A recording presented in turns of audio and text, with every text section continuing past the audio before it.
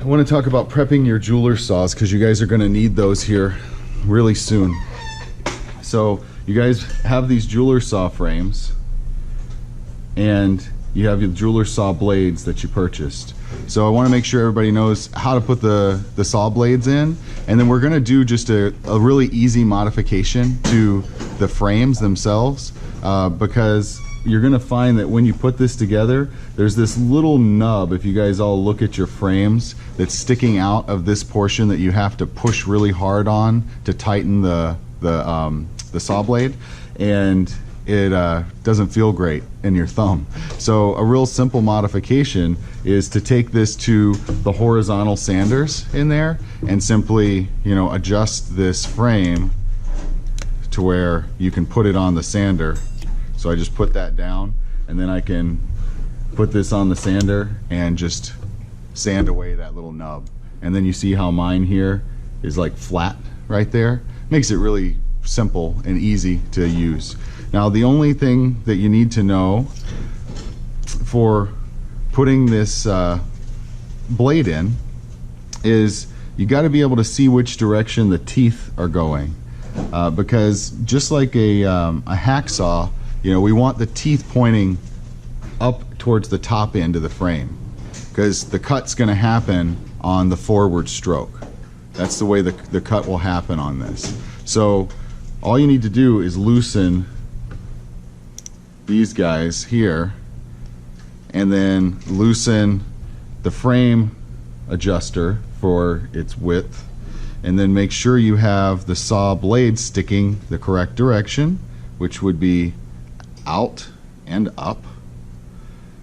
And then when you put that in there, you can just tighten it down.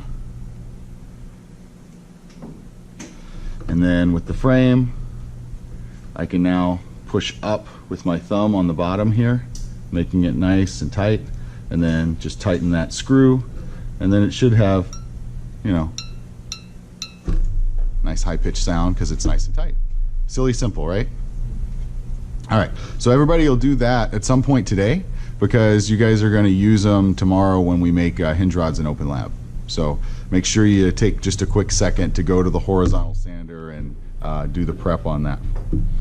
The next thing that we said we were going to talk about was doing our cork pad. So I want to jump right into that and just talk about quickly how we do that and how we prep it. Now, the cork pad you see here is just basically no bevel, no step in it, right? It's just square edges and it's a round pad. So we need to create a little bevel on the back side of this so that when we put glue on the back of it and we put it into the pad cup, we'll have a little bit of floating room in there. And it allows for that if we do this. So this will be common for how we will always prep cork pads, but for this one, we're gonna do it manually. So you guys all have these sanding sticks, and I think you guys got 320 grit belts that came with them.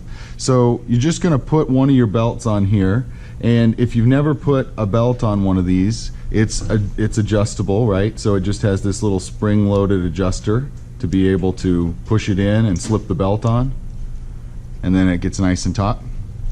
And what you guys are gonna do here is by hand, you're just going to take and do a little bit of sanding. See how I'm just going in a backwards motion right on the edge of the back of the pad? I'm just going to create by hand a little bevel in the back of my pad here. And so I'm just sanding right on that square edge at a 45 basically. So if you're trying to take notes on like, well, you know, what am I doing? I'm just putting it right on that angled, right on the edge at a 45. And I'm just gonna make my way around the pad. Now I said yesterday that the reason why we're just doing this manually on this first one is because it's only one pad. If I was doing an overhaul on an oboe, when we get to oboe, I'll show you how we'll deal with those, because you're gonna prep a lot of those pads and it'd take you a lot more time to do them all by hand. So after I get that little bevel in there,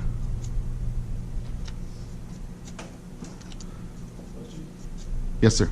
How far up on the side are you making that bevel go? Not very far at all. So if you want, you can take a look at the pad itself. But what I'm trying to do is, coming at it at a 45-degree angle with my sanding stick, I'm trying to take that back edge down and just create a little 45-degree bevel, like right at that edge. And that's all I'm really trying to do. And now the front side of this pad is my bearing surface. This is my seat, what's going to hit onto that vent. So with this one, I want to smooth it out and make sure that it's nice and uniform on the front. So how we prep cork pads in this way is with 600 grit sandpaper. So that would be an important note, is 600 grit sandpaper. You're going to put that on your steel anvil and doing just a couple of figure 8 motions. So you'll see that I'm going to go doing a figure 8 like this. What this does is it allows the pad to sand evenly, and then when I do a couple of them, I'm going to spin the pad a quarter turn, and then I'm going to do a couple more figure 8s. And that's it. I don't need any more than that because these cork pads are really good. The cork pads that we get from our suppliers are pretty awesome cork. So generally we're just doing a nice little finishing smooth out on the front of that pad. Now I'm ready to glue it in. That's basically it. For that register key pad, that's all you need to do. All right? Now, before you bevel the pad, the first thing would be to make sure it's the pad that fits inside that pad cup, right? So start there. The next thing you'll need to know is, where do the cork pads live? Well, they live in yellow bins that are in that rack behind the screen there. So those little parts bins that are yellow and shelves here right behind the screen, and they say cork pads on them. There's 2 of them, and all the sizes that you'll need are in there. All you need to do is find the size for your register key and you'll be all set. Sweet. Okay, awesome. So now the next part that I wanted to make sure that you guys saw, we hadn't talked about our thumb tubes or register vents, and sometimes we have to remove those. So like Ian and Steven here are going to need to remove theirs because they need to polish the bore on their wooden bodies. The bore and the grain's pretty open, pretty rough. We're going to smooth that out and make sure we treat it and everything. So it's just going to be awesome for a long time after. Now, just like posts, our thumb tubes and register vents can either be threaded or a press fit. So many times in wood bodies they are threaded, but I don't know for sure. So I always have to do a test.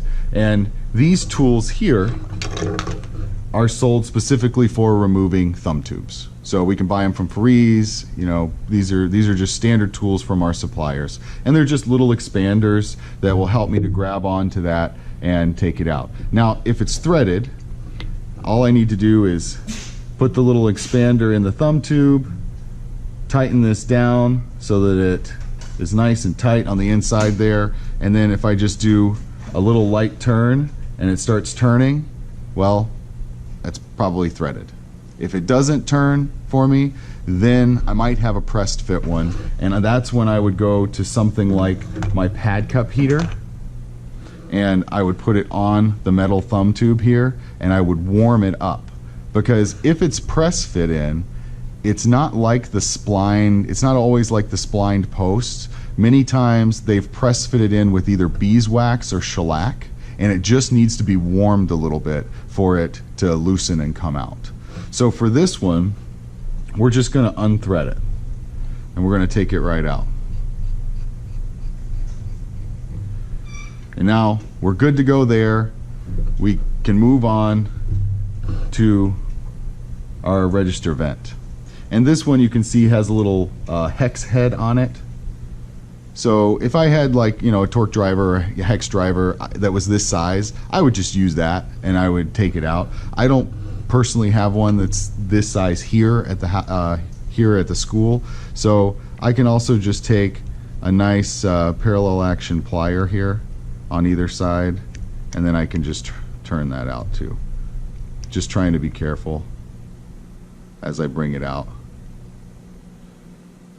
Obviously the best tool for this would be to have some kind of a driver that I can just, you know, put on the outside of that and take it right out. So having a set of those in the shop is definitely a worthwhile investment for sure, especially if you're working on lots of different things, you know, other than just, you know, woodwinds and brass. It'll come in handy. So this would just thread out as well. I'm not going to take it out. I'm going to let Ian do that. Now, once I'm ready to put this back in, I do have something specific that I need to do. And the way that we teach doing this is with beeswax. So you can get beeswax from our suppliers. It's readily available from them. And the beeswax is actually going to go on the threads, and it's just going to seal the threaded area. That way there's no air that can leak out through this thumb tube. That's all. So I can easily apply that by using my poker. And what I like to do is I'll use my torch. I'll warm up my poker a little bit. I'll put it on the beeswax to get some beeswax on there. And then I'll just rub it on the threads.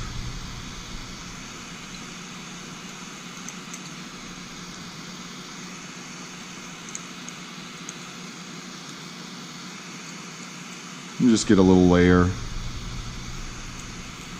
on there. And then when I put it back in, I'm just going to thread it in, thread it tight, and then I'll take my pad cup heater, I'll warm it just a little bit, which will remelt the beeswax.